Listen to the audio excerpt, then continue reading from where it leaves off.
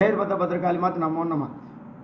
ముస్లిం సోదరులు కూడా ఒకటి తెలుసుకోవాలన్నా, ఇండియా పాకిస్తాన్ విడిపోయేటప్పుడు ఎక్కడ ముస్లింలందరూ ఒకవైపు, హిందువులంతా ఒకవైపు ఉండి పోకుండా కొంతమంది ఉంటే కూడా మనోళ్ళు ఉన్నిలే మన వాళ్ళే అని ఐకమత్యంతో పెట్టి ఈరోజు మీకు ఇంతవరకు ఇన్ని స్వేచ్ఛ స్వతంత్రము ఇన్ని రకాలుగా మీకు ఇస్తుండే భారతదేశం ఎక్కడ, పాకిస్తాన్లో ఉండే గుళ్ళు గోపురాలు కూల్చివేసి ఈరోజు భారతీయుల పరిస్థితి సింధు లోయలో ఉంటే ఉండరు, అది కూడా బతికినడం లేదు అక్కడ.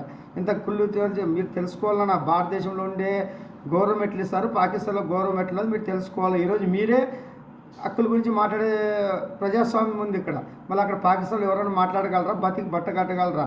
అందుకే భారతదేశం హిందువులు అంటే సనాతన ధర్మం తెలిసినారు కాబట్టి ఈరోజు మీరు వెళ్తున్నారన్న ఈ రాజకీయ నాయకులు అందరినీ సమానంగా చూడకుండా సెక్యులర్ అనే పదం తెచ్చి మొత్తం రాజకీయాల కోసం లబ్ధి కోసం గందరగోళం చేసినారు.